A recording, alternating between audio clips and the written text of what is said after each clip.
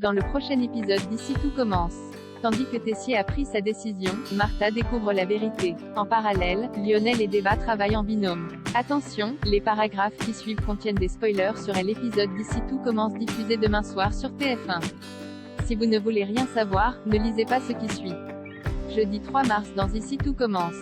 Tessier a pris sa décision, Jasmine est dans l'incertitude. Bien que Tessier n'ait toujours pas pris sa décision, la jeune femme craint qu'il ne la renvoie de l'institut et d'être à la rue. Tandis qu'Anaïs suggère qu'elle s'installe chez ses parents le temps de trouver une solution, Jasmine refuse car ils appartiennent à une secte. Loin de se laisser abattre, Anaïs et Greg l'encouragent à se défendre en expliquant que son traitement ne fonctionnait plus. Pour Greg, elle devrait se servir de sa maladie pour obtenir gain de cause. Par la suite, Jasmine présente une fois de plus ses excuses à Tessier pour lui avoir jeté une pierre au visage puis avoue qu'elle a eu une réaction excessive car son traitement ne faisait plus effet. Pour une fois, Tessier décide de se montrer clément en accordant une dernière chance à son étudiante. Cependant, pour conserver sa place à l'institut, elle devra réussir l'évaluation de première année qui aura lieu le lendemain, et le directeur ne compte pas lui faire de cadeau puisqu'il a prévu que l'épreuve porte sur le découpage de la volaille. Si elle tient à sa place, la jeune femme devra donc laisser son hypersensibilité au vestiaire. Plus tard, Anaïs rejoint Lorraine Belvaux au double A. Bien que l'apprenti chef soit désormais lavé de tout soupçon, Lorraine craint malgré tout qu'elle ne soit pas capable de respecter une hiérarchie étant donné les actions qu'elle a menées à l'institut. Lisandro, qui est présent, prend alors sa défense en affirmant qu'Anaïs est l'une de ses meilleures élèves. Selon lui, c'est une personne rigoureuse, exigeante et avec un excellent contact auprès de la clientèle. Il précise également que ses actions au sein de l'établissement ne devraient pas remettre en question son choix. Seulement, Lorraine ne peut pas se permettre de prendre le moindre risque et a besoin de prendre le temps de la réflexion. Après cet échange, Anne remercie Lisandro d'avoir voulu l'aider mais lui en veut toutefois d'avoir dénoncé Jasmine.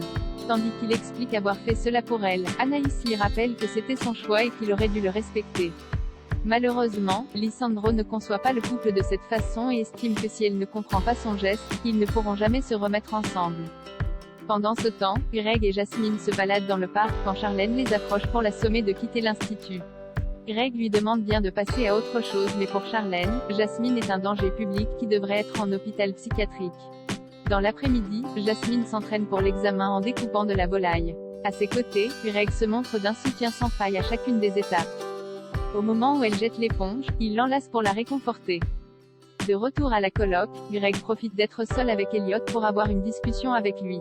Si Jasmine était exclue, Greg serait prêt à la suivre peu importe où car il ne veut pas vivre sans son fils. En revanche, il ne veut pas qu'Elliot abandonne ses études pour lui et promet de le voir les week-ends. De son côté, Elliot est certain que Jasmine réussira son évaluation. Martha découvre la vérité. Martha invite Théo à faire une balade dans les marais salants à la fin des cours mais celui-ci décline car il a l'inventaire du double A à faire. Comme elle le prie de faire un effort, le couple se dispute. Excédée, Martha lance que finalement ce ne serait pas une si mauvaise idée qu'il fasse un vrai acte. Théo rétorque alors qu'il est d'accord avec elle avant de claquer la porte. Pour sa part, Célia confie à Elliot et Hortense que Théo a l'intention de quitter Martha pour elle. Même s'il lui plaît beaucoup, elle sait qu'ils n'ont rien en commun à part le sexe. En parallèle, Martha peine à réaliser qu'elle et Théo font une pause. Certaine que cette histoire de bébé n'est qu'un prétexte pour s'éloigner, elle se demande si Théo n'aurait pas rencontré quelqu'un. Charlène l'encourage donc à avoir une discussion avec lui. En fin de journée, Martha finit de nettoyer la cuisine lorsqu'elle surprend une conversation entre Théo et Célia. Cachée derrière un mur, elle l'entend dire à Célia qu'il a quitté sa copine pour se mettre en couple avec elle. Tandis que la jeune femme lui fait remarquer qu'elle ne lui a rien demandé, Théo estime qu'elle esquive parce qu'elle a peur de ce qu'elle pourrait ressentir pour lui. Au moment où elle s'énerve, Théo l'embrasse passionnément.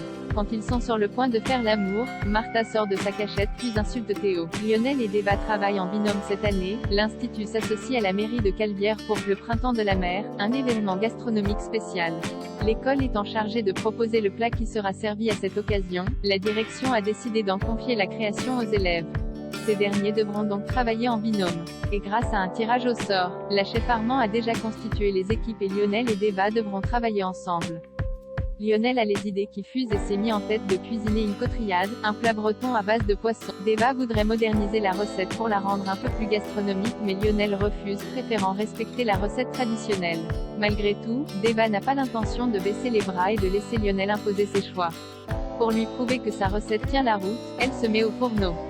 Un plat qu'elle fait alors tester à Suleiman qui le trouve excellent.